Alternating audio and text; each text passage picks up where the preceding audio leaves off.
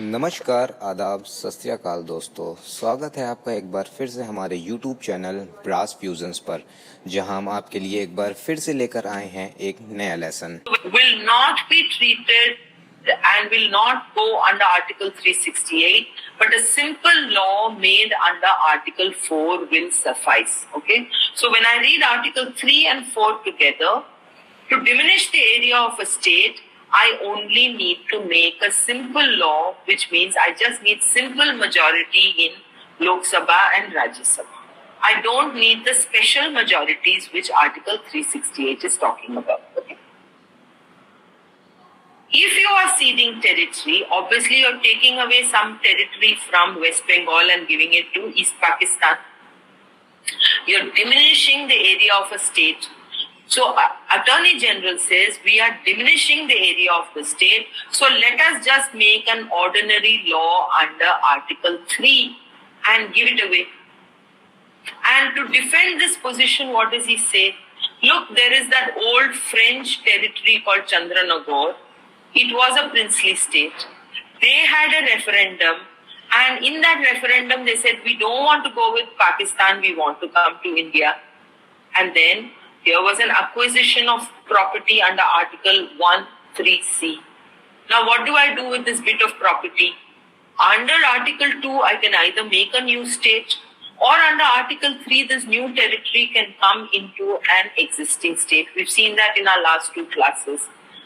They held another opinion, and everybody said we want to become part of West Bengal. We don't want to be like a separate state like Sikkim. Therefore, it got merged into West Bengal. How do you merge this little bit of new land with West Bengal, which you acquired under Article 1(3)(c), which you acquired after that referendum? Then under Article 3, a law was passed. Why was a law passed? Because Article 3 says you can add to the area of a state. And this adding of state, which is an amendment to the first and fourth schedule, is not an amendment. It is only a law because 3 read with 4 tells us that. Fine. Why can the reverse not happen? Why can I not diminish an area of a state and instead of adding it to another state or making a union territory, why can I not pull it out and give it away to another country using Article 3? This is the contention of the Attorney General, to which the the Supreme Court says in paragraph 44, it will not be competent to Parliament to make a law relatable to Article 3 for the purpose of giving away property. My question to you all is, why is it not possible under Article 3? What provision of Article 3 was interpreted in Re-Berugari to give us this result? May I say? Yeah, sure. Because Article 3 is interstate, it works within the states. Yes, so which part of the language? This existing states. Okay, existing states, yes. In existing states, you can diminish or alter by picking up a piece of land and giving it to another state. Look at it. To form a new state from an existing state, unite 2 or more states, or by uniting a union territory to a state. Okay? All the options are within the existing external borders of India. It is all internal inter-sea. You're very correct, Nitansh, that it is internal because the word used is existing state in that marginal note. And when you look at 3A, it is talking of rearrangement of boundaries, which obviously will alter and increase or diminish existing state, but all within the territorial integrity of India. So the territorial integrity of India is maintained in Article 3. The territorial integrity of a state is not maintained. You could shift the borders. Therefore, the court says that Article 3, a law under Article 3 is not available to you. The Constitution is silent. That is, the Constitution is asymmetrical. If new property comes into India under Article 1(3)(c), you can either make a new state under Article 2 or merge that property with an existing state under Article 3. I took the Sikkim example for Article 2 and I took the Chandranagar example for Article 3. However, there's nothing express in the Constitution about giving away of territory. Does it mean because the Constitution is silent, you don't have the power? Supreme Court says essential attribute of sovereignty. It is a sui generis power. It's a power that you have of your own and you can give it away. I am pointing this out to you to tell you that notwithstanding having a written constitution, there are silences in the constitution which can be filled by sui generis power or constitutional convention, which is why Professor Bakshi says that there is the text of the constitution and then there is another C2, which is the constitution as interpreted. So virtually what Indri Berubari does is to add another clause, as it were, allowing India to cede territory, that this is an attribute of sovereignty. It doesn't matter, it's not expressly given. If you are going to give away territory, can I use the existing Article 3? Very clearly, the advisory opinion says, no, you cannot, through mere legislation, give away territory from Article 3 because that is only dealing with inter-sea allocations within the broad borders of India. And therefore, they give our opinion, two opinions, alternative options. One, amend Article 368 and directly amend first schedule and say this is being given away. Or else, you amend Article 3 and give the power not only to do inter-sea adjustments within India, but add another clause to say or to take away from an existing state or union territory and give it away to somebody else. Once you empower Article 3 by giving the power to also give away property outside India, then you can use Article 4 subsequently and give away property by ordinary law. That is, first time you amend Article 3, give the power to give away property from outside to outside India, and then after that, you only don't need amendments after that, you just ordinary legislation, 3 read with Article 4 will suffice. Politically, the two advices are given, and if you look at paragraph 46, the court says that Article 368, Parliament may make a law to give effect to and implement the agreement covering the cession of a part of Berubari Union 12 as well as the Cooch Behar enclaves by way of exchange. It may also, if it so chooses, pass a law amending Article 3 so as to cover all cases of cession of territory. If such a law is then passed, then Parliament subsequently will be competent to make a law under the amended Article 3 to implement the article in question. So either directly under 368 and you give away the property, or you use 368 to amend Article 3 to give away property under Article 3, in which case you need to follow it up with an ordinary law because of Article 3 read with Article 4. Choice. Eventually, what did the government do? When this came, remember that the Nehru Noon Award dealt with not only Berubari 12 but also the Cooch Behar enclaves. Eventually, when this advisory opinion came, they only settled Berubari by passing the 9th Constitutional Amendment. 9th Constitutional Amendment was introduced, and Berubari 12, that 50% of it was given away to East Pakistan. Cooch Behar still did not come into any settlement because Cooch Behar, we know, has been a real problem. These are the enclaves. Cooch Behar is, of course, a princely state, was a princely state. Maharani Gayatri Devi of Jaipur, this very beautiful woman who was, before the Privy Purses went, they used to call her, Jaipur has a school, Maharani Gayatri Devi, the school is there.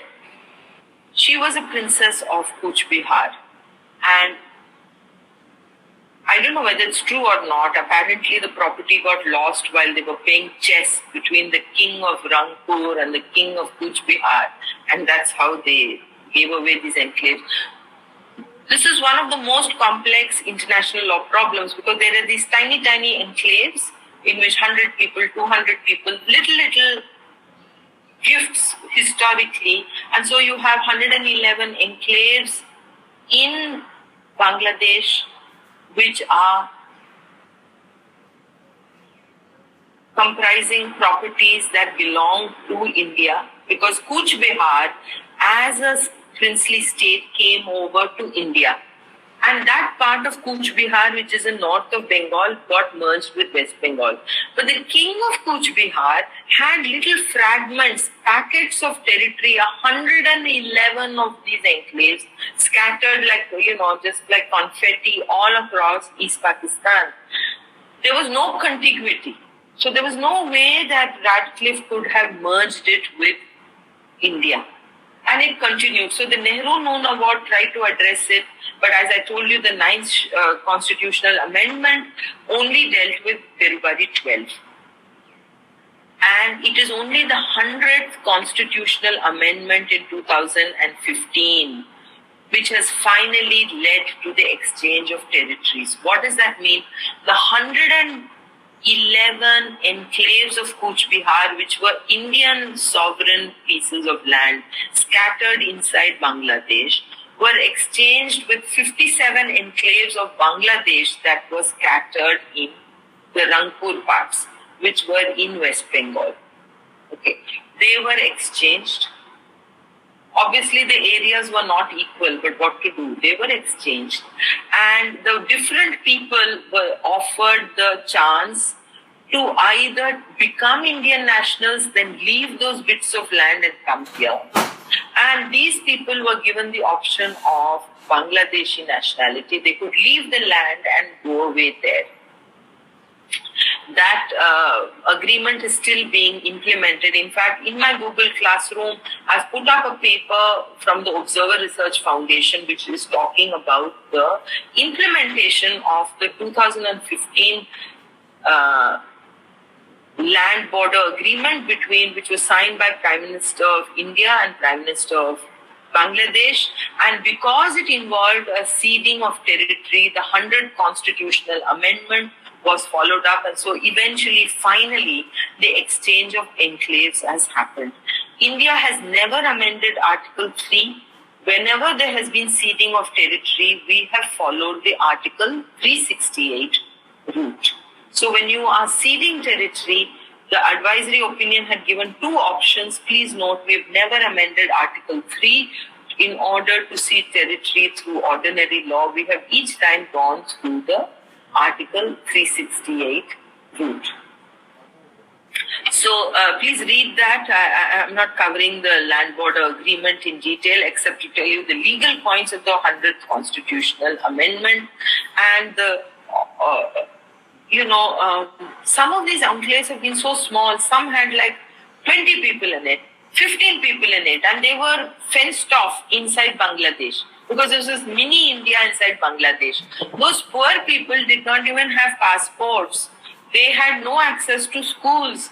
And if anything happened to them, they had to travel through Bangladesh to connect to India. So now with the exchange, this statelessness and the terrible plight of these people has somewhat, hopefully, will come to an end. I need to take up 2-3 more before I leave this topic and go on. You've heard of the Teen Bigha corridor, which is a little bit, have you heard of this chicken neck in India? So if you look at the state of West Bengal, a part of it goes to the north of Bangladesh. And there is a narrow corridor, which is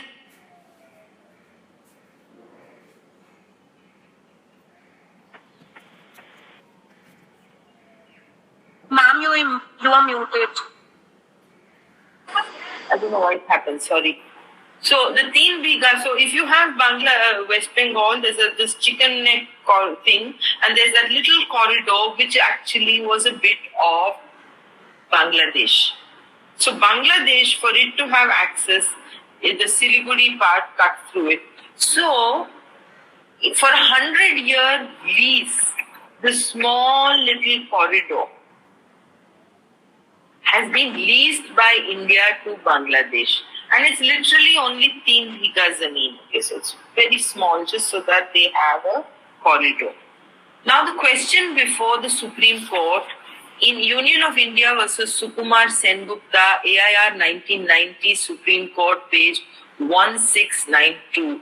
If you read this particular Supreme Court judgment, what it clarifies to us is that this land was leased, and lease is not the same as cession. So already, because you are second year student, you've done Transfer of Property Act. Leasing is the ownership continues to remain in India. Ceding is a question of giving away ownership. Only for ceding territory and cession do you need an Article 368 amendment. For the perpetual lease, the perpetual lease that was there, it doesn't require an amendment, and therefore there was no need to go in for Article 368. Okay. So, I think that those of you who have not read Indri Berubari, please note that they reply. So, whenever an advisory opinion is sought, the question will go in the form of a query, and the answer will also come in the form of an answer. So it won't come in the form of a judgment. The reasons will be there, but eventually the answer will come in the form of a reply. And look at paragraph, I beg your pardon, I think I've been using this word article instead of paragraph today. If you look at paragraph 49, we would accordingly answer the 3 questions referred to us as follows. First answer, yes. Okay, Manu, I'll just answer your question in a moment. Yes. What was the question? The question was, where are the questions? Is any legislative action necessary for implementation of an agreement related to Berubari Union? The answer is yes. Second question, if so, is a law of parliament applicable to Article 3 of the Constitution sufficient for this purpose, or an amendment of the Constitution in accordance with Article 368 of the Constitution necessary? And to which they reply, saying law relatable to Article 3, you are incompetent. A law of parliament relatable to Article 368 of the Constitution is competent and necessary. And C, a law of parliament related to Article 368 and Article 3 would be necessary only if parliament chooses first to pass a law amending Article 3 as indicated above, and then it would have to pass a law. So if you are hell-bent on using Article 3, then the second answer to question 2 is that first amend Article 3, give the power to cede away territory, then make the ordinary law under Article 3, etc. Okay? And then the last question is, what is my right, is the law of parliament, and it's the same. Okay, so these 3 points are there. Now the question is that in the Sukumar Sengupta's case, it was a perpetual lease. Okay. In municipal law,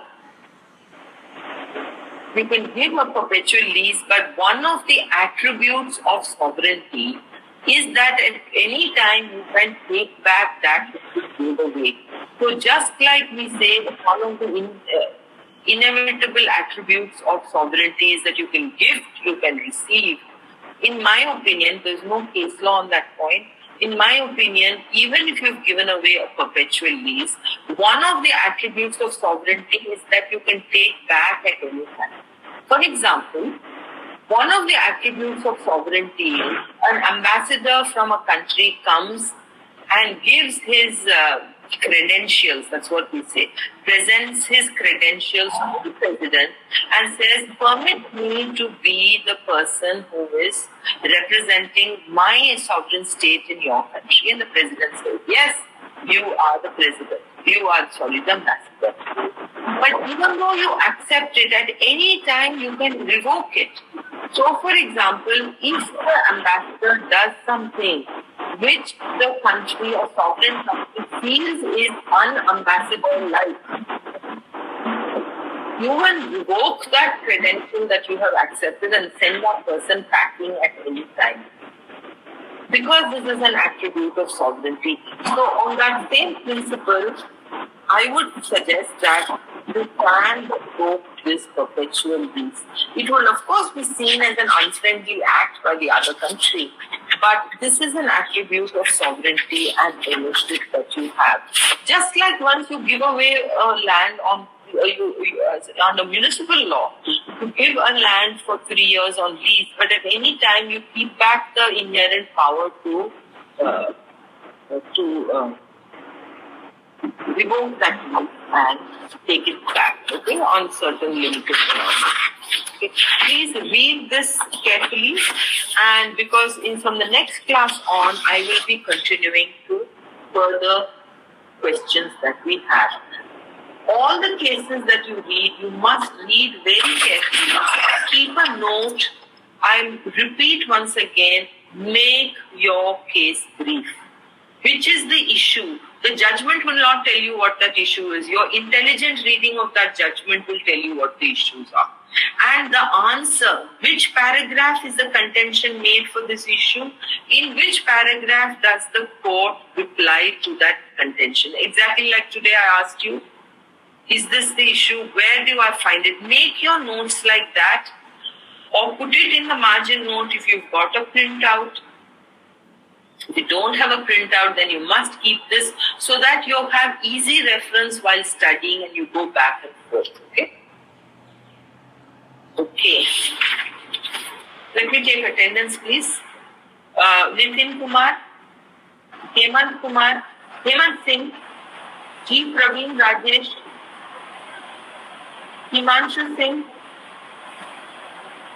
Ruba Kumar, Vikramaditya Mishra, Arjun Singh, Lucky, present. Okay. Gautam Kumar. Yes, ma'am. Okay. Kirti Anand Sharma. Present. Yes. Nilesh Kumar Singh. Present, ma'am. Okay. Situ Dhama. Sriram. Bhanu Pratap Rajput. Shweta. Akash Gupta. Present, ma'am. Akash. Okay. Nikhil Gupta. Yes, ma'am. Okay. Swarit Puniyal. Present, ma'am. Swarit. Okay. Swarit. Surbhi. Present, ma'am. Present. Okay. Srishti. Sharan Mittal. Present, ma'am. Okay. Antika. Present, ma'am. Yes. Das Sudhir. Present, ma'am. Yeah. Marked. Vinayak. Rishabh Yadav. Present, ma'am. Yes. Lokesh. Present, ma'am. Marked. Rupali Parashar. Present, ma'am.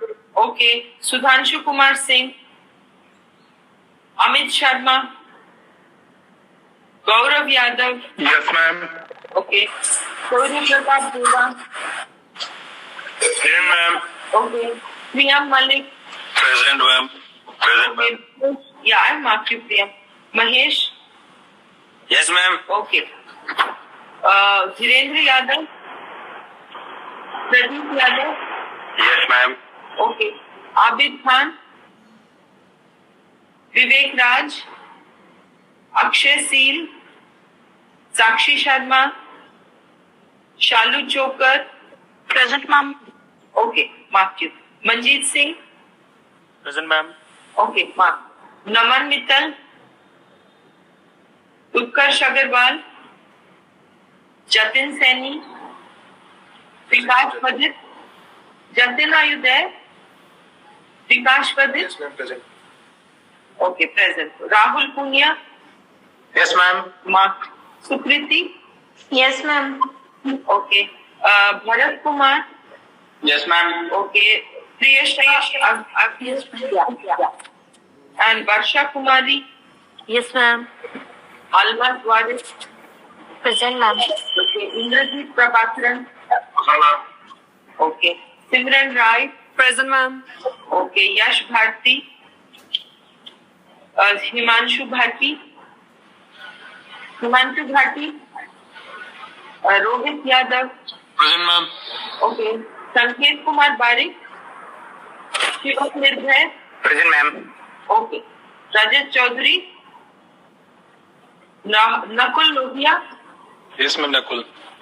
Yes. Tanveen Kaur, Vikrant Dhama. Present, ma'am. Okay, Amir Ali. Present, ma'am. Okay. Chitra Singh. Present, ma'am. Okay. Chitra Badi. Present, ma'am. Okay. Amrita. Present, ma'am. Okay. Shankar Paswan.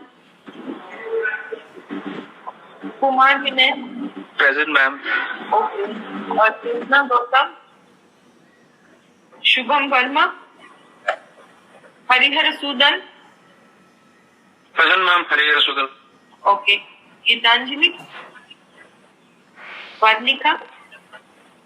Sangeeta. Yes, ma'am. Okay. Anuj Kumar. Rinku. Present, ma'am. Yes, ma'am. Rinku. Yeah, Anuj Verma. So Rinku, are you there? Yes, ma'am. I'm there. Yeah, I marked you. Kanhaiya. Ajay Kumar Namsor. Present.